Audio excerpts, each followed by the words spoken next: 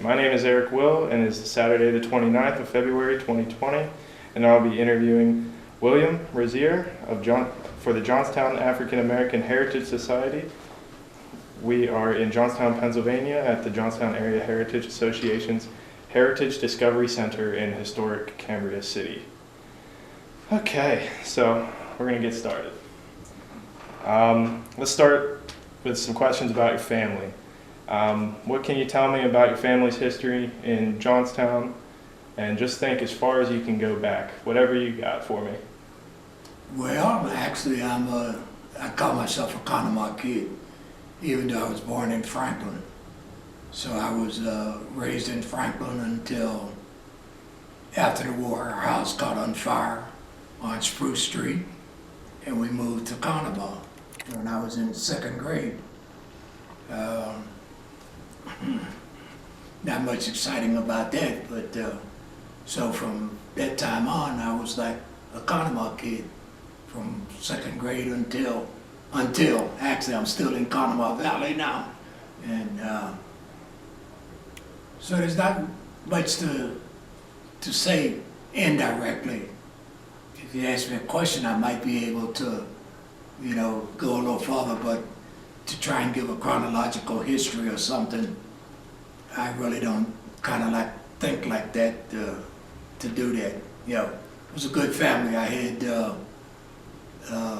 2 brothers, 3 sisters, and it's basically kind of like the baseline, as far as my own personal family, being raised. That's it. Okay. So let's talk about your growing up and your parents. What did they do for work? Okay, I was a product of a single parent, my mother. So she didn't do anything. She was a stay-at-home mom. And my older brothers, my oldest brother was in World War II. When he come out of World War II, he kind of like took over for the family, to take care of the family. And my next brother was a truck driver. He actually quit school and went to work. So the brothers kind of like supported the family. So that was like what they did and just raised you. And my mother, a little side caveat, my mother spoiled everybody because she liked to cater to my brothers and me. She would cook 3 different meals for supper. Whatever anybody liked, she would cook their meal. And that happened several times a week. So it's just a little sidebar thing, So was your family ever part of any of Johnstown's African American community, such as church membership, businesses? No business. No businesses? No business, just church and working. My brothers worked. One worked for Bethlehem. My oldest brother worked for Bethlehem. The other brother was, like I said, a truck driver. He changed jobs sometimes. But we went to Duke's Memorial Baptist Church, which was on Frankstown Road. We used to catch the trolley car from Franklin down to, these names usually they have no association with them whatsoever, to Foster's Corner, which is where the senior citizens is now, was Foster's building. And we used to get off the trolley there and walk up Main Street, walk up Frankstown Hill to the church. Was about the third of the way up Frankstown Hill on the right-hand side. And that's where we went to church on Sunday. Then we'd come back down, go to the ice cream shop where the Embassy Theater was, which is the tubing place now, and get an ice cream cone, sit in the park, have a French vanilla ice cream cone, go back up, catch the trolley back to Franklin. So that's what we were involved in, mostly just the church. No business or anything like that.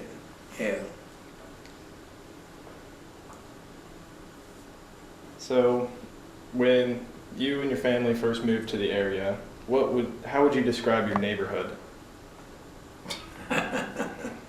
Which neighborhood, Franklin or Conemaugh? Conemaugh.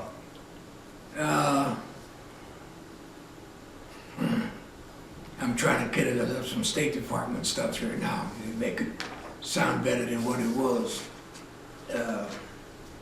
Actually, it was sort of, it was I don't want to call it a slum because it wasn't a slum, but it was all we had. It was like, they were row houses, and we had no bathrooms. We didn't have bathtubs. You know, you did the Saturday night 10 tub, you know, but there was substandard housing, very substandard housing. But it was a good neighborhood because everybody looked out for everybody, never went hungry, you know, the whole time. I said, you didn't have it, your neighbor had it.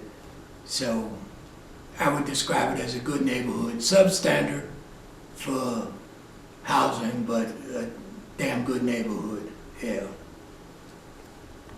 So continuing on with your community, would you say, or how would you compare that time to how the community is now? There is no comparison. Yeah? There is no comparison. You mean, do I compare the neighborhood that I was raised in? Improve, just it's the whole Johnstown area. Is there been? Oh, for me, it's been a valid improvement. Right. A big improvement.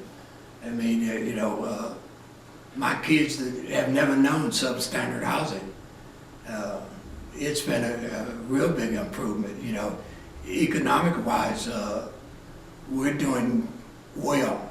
We're not prosperous, but we're not in poverty by a long shot. Yeah. My wife drives around in a Lexus, so we're not in poverty.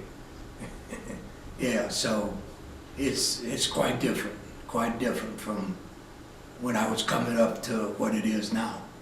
But we're talking 60 years of work too. Yeah. 60-year evolution. Yeah. Well, while we're on that topic, what did you do for work? I worked for the Postal Service. I was started out as a letter carrier and retired as a postmaster in Boswell, PA. I had several postmaster jobs and a couple management jobs, but I retired from the Postal Service.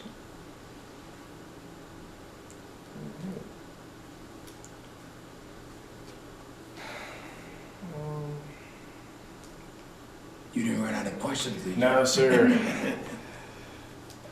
So, who have been in this area, Johnstown area's African American community leaders? So, whether it's business, government, church, education, the civil rights movements, is there anyone from Johnstown that you can think of that was prominent in any of those fields? Well, there's probably several people.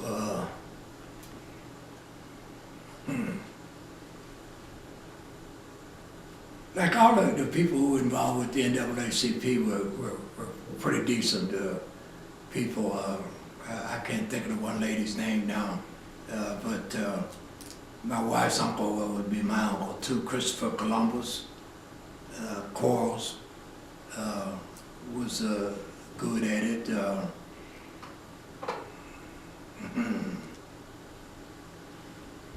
And I can't think of the one preacher. Most of the ministers or the pastors were pretty good at it. Some of the names I can't remember. I have a problem recalling names now. You know, I can see faces and know who I want to, and it may be 2 o'clock in the morning before I remember the name that I want. But they were probably all pretty prominent, and I can't remember the names, but because they were the leaders. Sometimes they were like low key, but they still had enough where they could give you they could put something on the situation, and we did have some situations which did require leadership from the community. You know, we had our little problems, you know, with police shootings and all that. That's right. But they came to to display the leadership that we needed to keep the situation under control, you know, and even to a certain extent to apply the politics, because politics are involved in it all the time. So they did pretty good, but again, I can't remember all the names. Yeah. So now we're going to move on to some questions about the culture of the area. So, growing up, what did you do for entertainment around here? I know you said something about going to the theater and stuff like that, but Yeah. is there anything else you can think of? Well, on Chestnut Street in Conemaugh, we had a lot going on.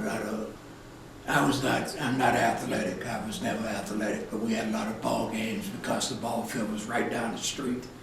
So there was a lot of ball games in the summer, softball, not so much baseball, softball teams. Then, of course, they started the Little League, baseball Little League in Conemaugh. And that was always something like, even if you weren't involved, you kind of like sit on the sidelines and kind of like watch the games, you know. But I was always,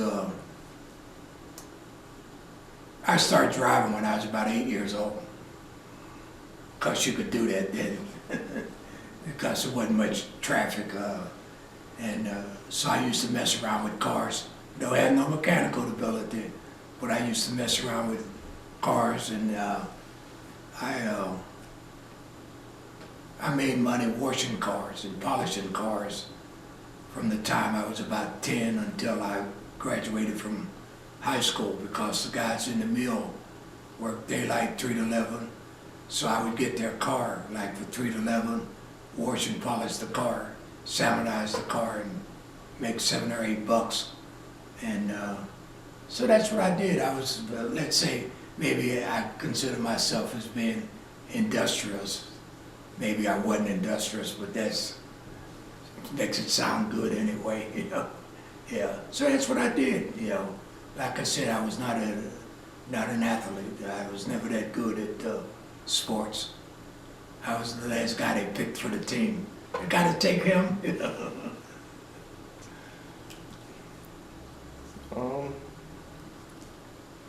But talk about the theater, I went to the Penn Theater in Conemaugh, was the movie theater. And I'm still a movie nut.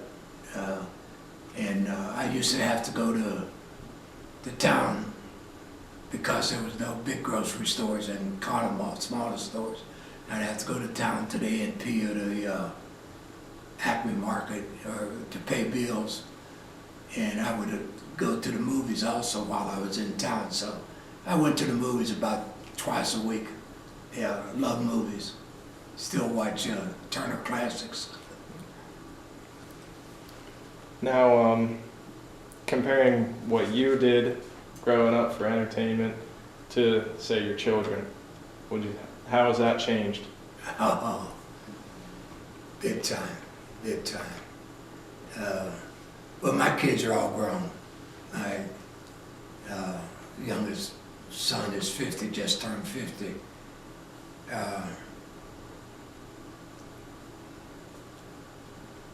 Well, compared to what I did, there was no comparison, because we had moved out to East Taylor, then I built a house in East Taylor, and they didn't have, like, they had access to downtown and that, but there was like nothing like, the stuff wasn't right around the corner. It had to be programmed, I guess you could say. So what my kids went through and what I went through is like altogether different. There's no comparison, even though they did kind of like the same things, but they had to travel in the car, you know, to get to where they were going. Yeah. And my oldest boy worked, a friend of mine owned a parking lot in town, and where the Pascarilla building is now. He owned And so my oldest boy went to work there at night, and he became a hockey fan. He still plays hockey. He lives in Harrisburg. He's a lawyer in Harrisburg, and he still plays hockey to this day. That was his thing, what he did. Now, number two was, and I have to like go what they were and then go back. Mike passed away in 12, but he was a lieutenant colonel in the Army. And when he was growing up, him and his two buddies, who all turned out to be colonels in the Army, believe it or not, were kind of adventurous. They were like, I guess they did the little caddying, and they actually made a movie. They actually made a movie and got Johnstown Bank and Trust to let them use their vault downtown to rob the bank. But that's what my kids did. My daughter worked at Burger King up on Scalp Avenue. So that was like, we were transportation. So what they did was altogether different from what I did. Because I never had a quote unquote job when I was growing up. It was always freewheeling to make money. So I hope that answers your question.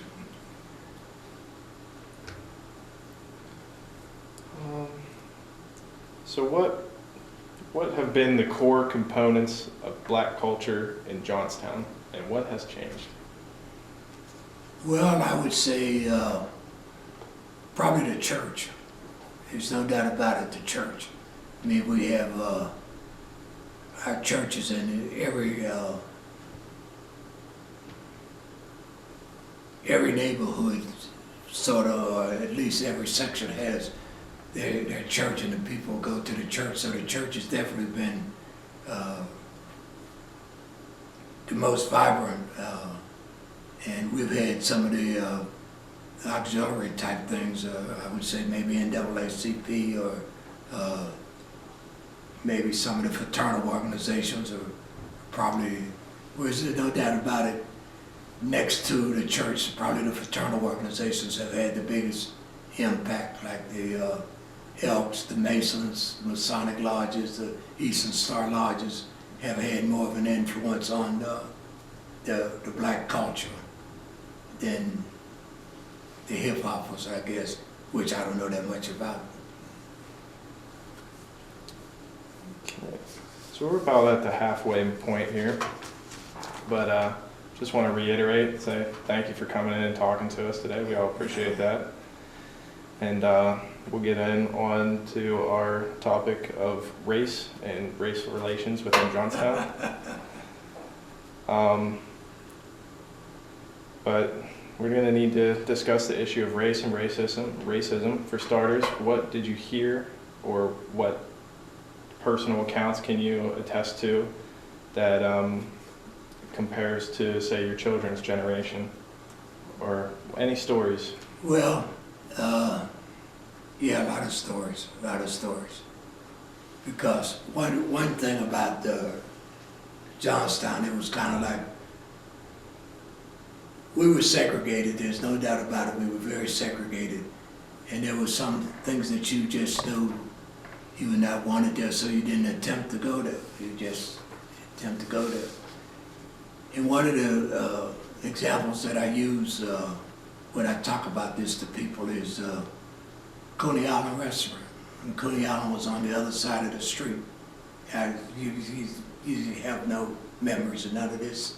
But when they were on the other side of the street, as a black person, you couldn't eat in Coney Island. You could get 5 hot dogs to go, but you couldn't sit down and eat in there. Now, over a period of time, I became the best friends with the photographers. We went hunting with Pete, and we became best friends, but that was a culture change that happened all over, you know. But as far as like race relations, like I said, we were segregated in Conemaugh. Let's talk about Conemaugh. where I was raised. I lived on Chestnut Street. Chestnut Street was like substandard. It was row house, substandard. Good neighborhood. But I carried Sunday papers, and I guess you could say that was a job, but I carried Sunday papers, and I went up. There were no black people beyond First and Second Street in Conemaugh. And then that one family moved up on Jackson Street. How they ended up over there is, I don't know, but this now I'm talking about my high school years down. And Conemaugh was like, I loved the Iron Horses. It was a great school. They're Blue Jays now, but they were Iron Horses then. If you were good at sports, you were a great guy. But if you weren't good at sports, they didn't give a shit about your excuse things. But that's the way it is. Yeah, it was like nothing. And that was always a hindrance to me. Like, they taught us well, ABCs, and they taught us well, but they only taught you enough to leave that school and go to Bethlehem still to work. They didn't give you no motivation to go to college or anything like that. That was not there. So that was a subconscious racial thing about coming up, you know, that they were not preparing you for what you wanted to be. Your dreams didn't mean a damn, yeah.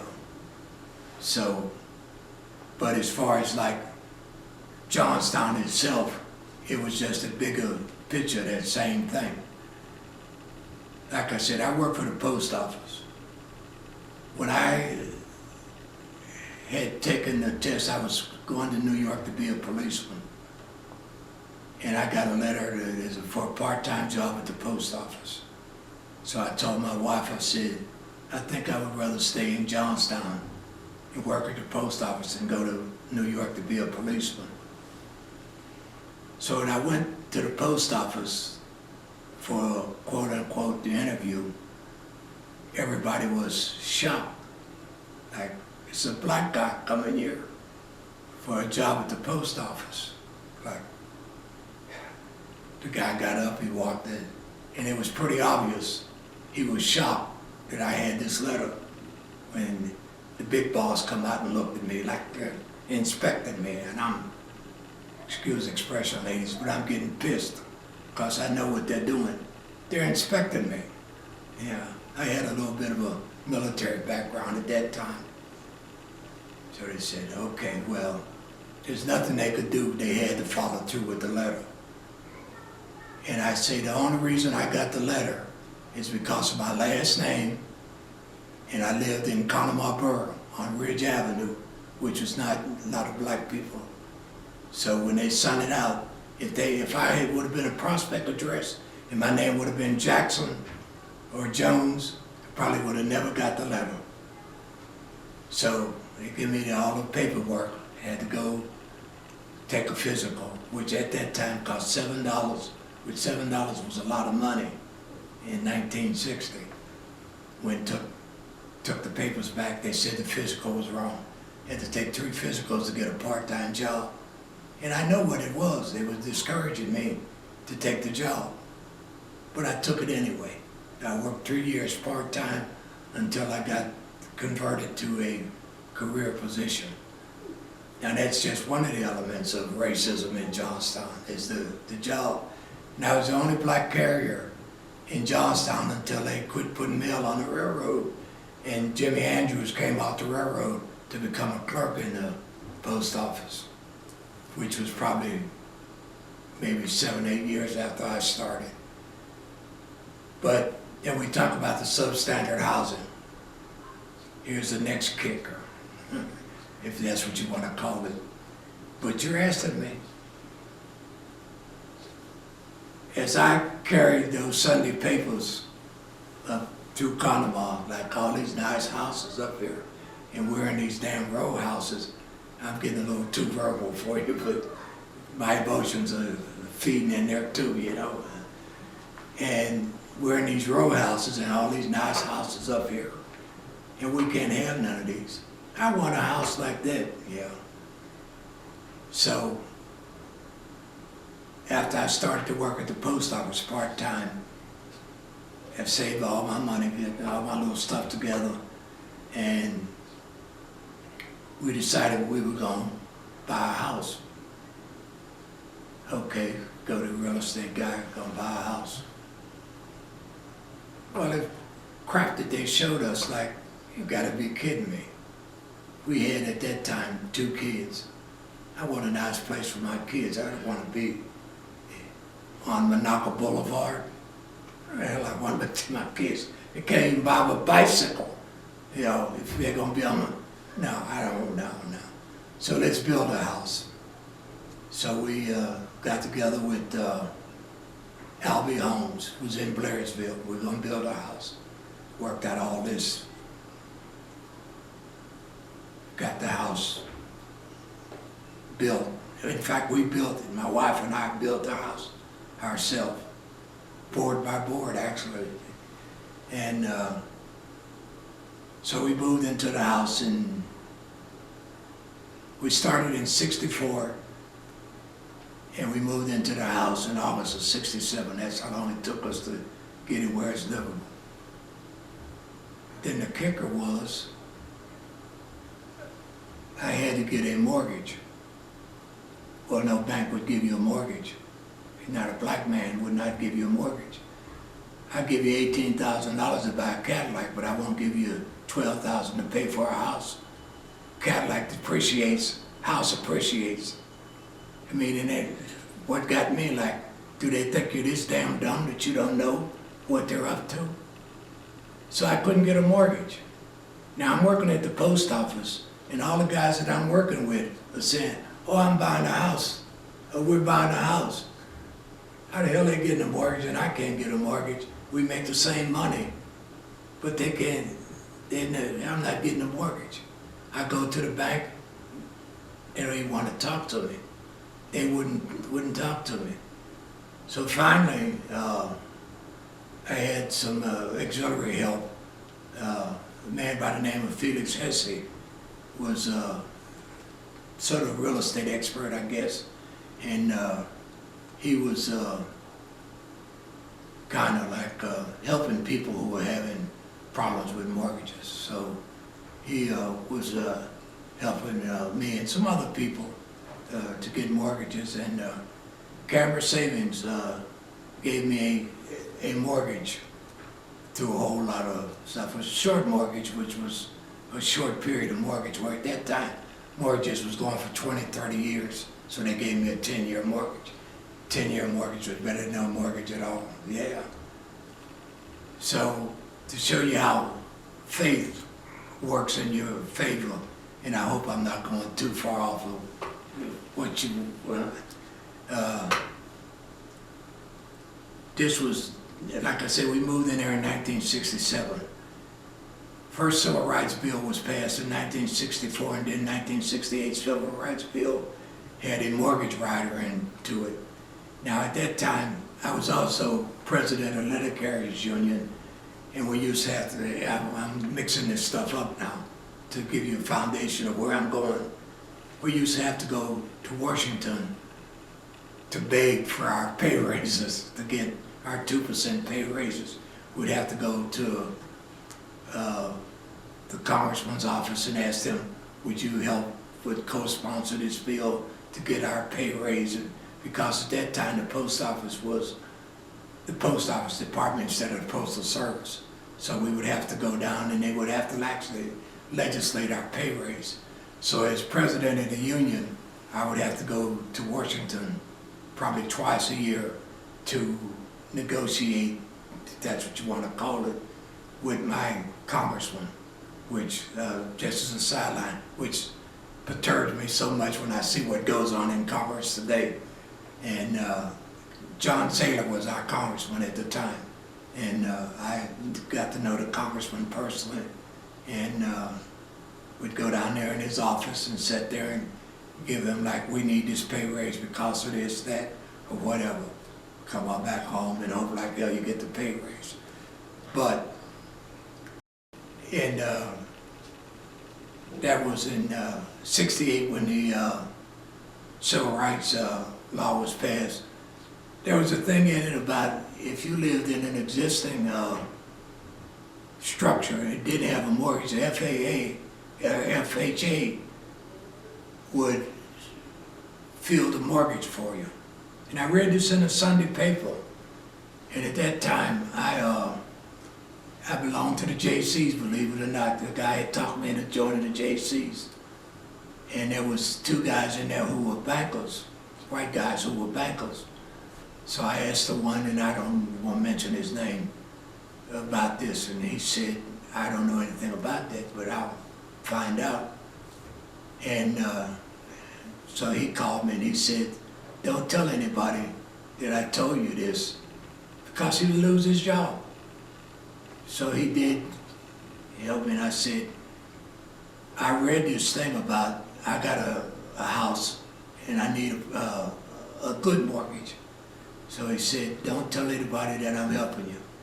So about 2 weeks later, there was a guy from Pittsburgh that came up and looked my property over, and the way I found this out, he couldn't find it, and he stopped at the bar out front, and the guy told him where to go. And when I stopped at the bar, the guy said, there was a government guy here looking for your house. And they, oh really? Yeah. So that's how I ended up getting that decent mortgage through that. And that was part of the quote-unquote quasi-segregation or prejudice in Johnstown for, getting real estate. Well, that was probably the biggest segregation or prejudice that I've probably experienced in my whole time coming up in Johnstown. When I carried mail, some people didn't like me delivering their mail. They called up the post office and said they don't want me delivering their mail. My boss would tell them, you better get a post office box then. But that, you would think these days that wouldn't happen, but it happened. So I had a lot of exposure to it, but it was like, let it roll off your back. So that's all I can think of,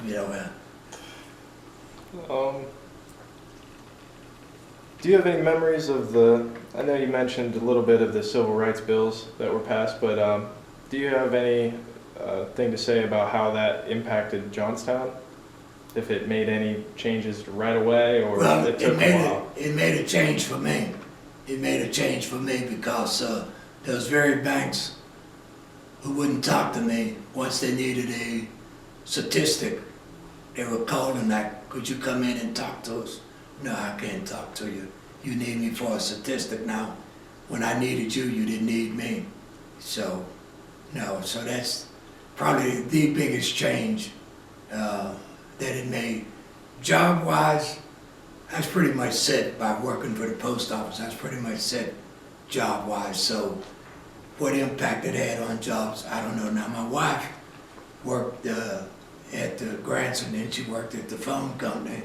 And then she went to work for Metropolitan. She retired from Metropolitan, and she never really had a problem getting a job. Had some problems when she got the job, but never really had a problem getting a job, at least that she discussed with me, and we usually discuss that pretty much, yeah. So I think it probably had a positive impact overall, but I can't rely on a personal experience except for the little interfacing that I had with the banks, yeah. Now my kids never had any exposure to none of that. Okay, that was going to be my follow-up question. How would has there been an improvement over the years? Have things gotten better? Well, yeah, they got a little better because by being out there, the little exposure that I did have, you sort of get a reputation. I guess you could say reputation may be the wrong word, but you get to know people because you get exposure. And like I said, a friend of mine owned the parking lot, so my oldest boy went to work for him. He worked the hockey games, and he would go to the hockey games afterwards. Well, there was a guy that owned a business there, Mervac, in fact, Mervac, I think that might have been a business, but he took a liking to my son's courtesy, and he wanted to hire him to go to work for him. And so he did offer him a job, and it was a sheet metal work. So my son went to Pittsburgh to learn sheet metal work, and he got a job with Mervac, and Goddard was head of the letter carriers in Pittsburgh. I knew quite well from being involved in the union, and I talked to him, and he knew the people in the sheet metal union. Well, my son got in the sheet metal union, and he went to work at one of them power plants somewhere, and he made good money. He made good money. We're talking about in the 70s, he's probably making $28, $30 an hour. And so he never really, but he always wanted to be a lawyer. So when he got laid off from that, they had a cut down. He said, I'm going back to school. Okay, he went back to school. He's a lawyer now. Yeah. And of course, number two, he went right from high school to college to the military. And so his was pretty much said, went all over the place. Korea, Iraq, Germany, Egypt, everywhere. He passed away in 2012. And my daughter, she worked for Metropolitan. She does insurance work in Maryland now. And Stefan, the baby, he graduated from Cal University, Cal State, and traveled all over the country. He likes marketing and computers, so they had no exposure to what I had. They did well, yeah. So that part changed, but they had the, let's put it this way, we had the economic resources to make sure that they didn't have to go through what we went through. Because if they want, I guaranteed each of my kids 2 years of college. You guaranteed 2 years.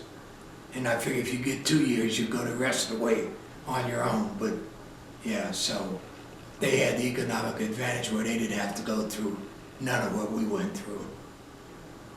Yeah, I hope that answers your question. All right. Well, two more questions and we'll be finished. So, do you have any recollection of the 1977 flood of the area, or and what impact did it have on the community? If you Well, have any thoughts on that. I was away at summer camp. I was a member of the Pennsylvania National Guard, and I was in Virginia when the 77 flood happened. I was a first sergeant, and we got a call from our stay-behind recruiter that the town was under flood conditions. Well, we figured, well, it's the west end or little bypass flooded, and we found out that it was pretty bad, and how Solomon Run was. And we had one of our soldiers had a home on Solomon Run. So when we found that out, we dispatched him from Virginia to Johnstown right away. We had somebody like get him home to make sure that everything's okay. So we had to go to, I'm giving you the military aspect of it now. We had to go talk to the commanding general to come to command and I to see if, the chief of staff in the CG, to see if we could get our people back home, if they would release us to go back home. And it took like a day before they finally gave us the approval to go back home, so we had to get the whole unit, bag and baggage together to return to Johnstown. And we went to Votech. We were quartered at Votech for like 3 weeks after the flood. We stayed on active duty for 3 weeks after the flood. So that's probably my biggest take of the flood. And we did, we're military police, so we did a lot of security and stuff like that around town. I didn't do it because my job was administrative. I just made sure, like, I didn't get out there beating the streets. I just made sure there was enough people for the commitment that we had. I would go around and check, but I wasn't out there in the middle of the night standing guard. Them days are long gone for me. Yeah. So that was probably my biggest thing for the '77 flood. Now at home, it was altogether different. My wife would tell you altogether different story because they, she was worried about the kids. And of course we lived in East Taylor Township. We were not inundated by the flood, but she was in Johnstown when the flood started, and she caught the devil getting home, through the rain. I guess it was raining real hard, and she said, so she caught the devil getting home, but she made it home, and they all huddled up in one room together, I guess. So I can't really tell you about the night of the flood or the day or so after the flood, because I don't know anything about it. I was in Virginia. Yeah. Well, what can you tell me about the impact of Bethlehem Steel closing down and what that had an effect on the city? I can't say a lot because I worked for Bethlehem Steel for a short period of time, but to me there was no future in Bethlehem Steel. As I had told you earlier, that I was going to New York to be a policeman, and that's the reason I was going, because I did not want to be in Bethlehem Steel. I just didn't see no future in Bethlehem Steel. And it had a bad effect on town, and of course it's a political thing. I don't think it should have been Bethlehem never. If they would have invested a little bit, they could have stayed, but that's another story. But I can't really say how bad a thing it happened because it didn't affect us personally. It did not have any economic impact, and that's a lot of that is based upon that. And I had nurtured my family, my immediate family, my kids, where they didn't have to worry about going to Bethlehem. You don't have to worry about going to Bethlehem. You're going to be in good shape for what you want to do. Bethlehem is not for us, so I can't say. I know what it had on, the impact it had on other people, but for us immediately, it didn't have a whole lot of impact. It impacted the whole community, which we're part of, so it did have an impact upon us. But I was always a proponent, like, we should never be a one-industry town. That was always from the time I was even in school. Like, why is Bethlehem the only place we can work, We should have more than this, because we had people who like, oh, I'm leaving, I'm going to Detroit, or I'm going to Maryland, or I don't want to work in the mill.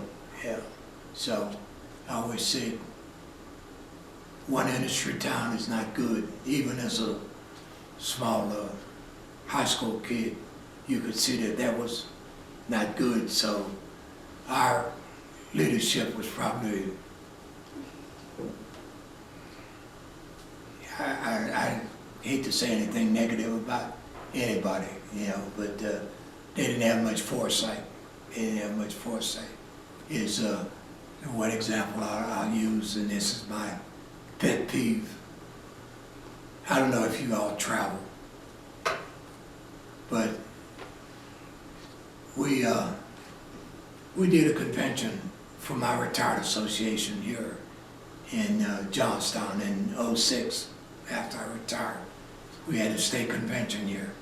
Everybody loved Johnstown. He said, with that damn mountain, that Pleasantville mountain, they hate it. I went to Scranton about 2 years ago, and I come back from Scranton, I come across Interstate 80, 99, down to 22, 4-lane highway all the way from Scranton to Mundy's Corner. To take 56 to go from Johnstown to Bedford, we'll never get nothing until we get a 4-lane road to Bedford. Why the hell our people can't see that is beyond me. When I first started at the post office, guys used to tell me, oh, they got plans for a 4-lane road to Bedford. Well, nobody dusted them off and put them into play. But if you had your choice of getting off the turnpike in Bedford and going to Altoona or coming to Johnstown, which would you take? You take 99, 4-lane road, nice, smooth, rather than climb that damn mountain. Yeah. That's pretty much common sense. And until we get that, we're just gonna be like hitting and pecking, hitting and pecking. I'm in my 80s, so I'm really not too concerned about it. My family's doing well, they're distributed. So my grandkids are gone, great grandkids are gone. So we're losing the foundation of Johnstown. But for us to succeed, we're gonna have to have better transportation. We're not gonna get nothing in here. That's just my little political statement. Yeah. I may be talking out of my rear end, but haven't drove that road, because I used to have to go to Harrisburg for my National Guard drills, so I know what it's like in the winter, in the summer, in the fall. And if I had a trucking company, I certainly would not come to Johnstown and have to go down 56. Okay, I've said enough about that. All right. Because you don't want to shut me up. Do like my wife, zip it. So our final question is going to be, what are some of your dearest qualities about Johnstown's African American community and just the community itself? What are some of your favorite things about that? Fellowship. Fellowship is like great. And the fellowship being all expanding, I guess I have this thing I call Main Street USA, one of my little philosophy things. And that's part of the black community. When I say Main Street USA, if I'm walking up Main Street, and it don't have to be Main Street in Johnstown, and somebody's across the street and they say, hey Bill, how you doing today? To me, that's Main Street USA. And we have a lot of that in the black community. You drive by in your car, you blow the horn, you wave at somebody, you say, people know your kids. Hey, how's Johnny doing? How's Jack doing? How's Susie doing? That to me is like part of the upgirding of the foundation of the black community there. And when I say fellowship, that's that all-encompassing thing. And a lot of it is centered in the church, and like the young kids. A lot of the young kids I don't know. I don't know the young kids. Some of them I know, but some of them, and it's not unusual to say, who's your people? Who you belong to? My granddad is so-and-so. I usually ask them to start with granddads. That's mine, in mine. So to put it in one word, I would say the fellowship within the community, which is all encompassing, for all that stuff, the highs and the buys, and just getting to know each other, knowing each other, not getting to know each other, getting to know each other to a certain extent, because we have a lot of people who are not from Johnstown coming to Johnstown now and you don't like know them, you don't even know of them, you know. So I think that's probably the big thing is, one word is all-encompassing fellowship. Yeah. And what are your hopes for the future of the community? A 4-lane road to Bedford. Okay. And I say that kind of jokingly, but I'm very sincere about that, because I don't think we're gonna survive if we don't get a 4-lane road. So they say, oh, we can go to Somerset. Well, if you ever been, you go to Somerset to get on the turnpike, then you gotta backtrack 40 miles to go east. Well, that don't make much sense. Yeah, so, but we got a lot going for us. We got a lot going for us, and I say that because of, I'm a people person. At least I think maybe some people don't think I am. But like when I go to Walmart or Giant Eagle or whatever, one of the things I laugh about a lot of times at the supper table is, I was at Walmart today and there was this little old lady who couldn't reach the top shelf. So I reached up and got the jelly for her and give it to her, you know. And I had this little standard thing that I'll say to them. God made me 6 foot so I could reach up there and get that for you, you know. And they get a smile out of it. Most times, sometimes they look at you like you're an idiot, but most times they, you know. But I think that's probably one of our assets. And we're very benevolent people too. You know, we give a lot. So I don't think we're gonna diminish, but I don't think we're gonna grow as fast as we could grow. Yeah. And as Forrest Gump says, that's all I got to say about that. All right. So, do you have any other final comments you would like to make, or should we wrap it up? We can wrap it up. All right. Yeah. I hope I did what you guys wanted. You did great. Reasonable, anyway. I'm not a good orator. No, you did fantastic.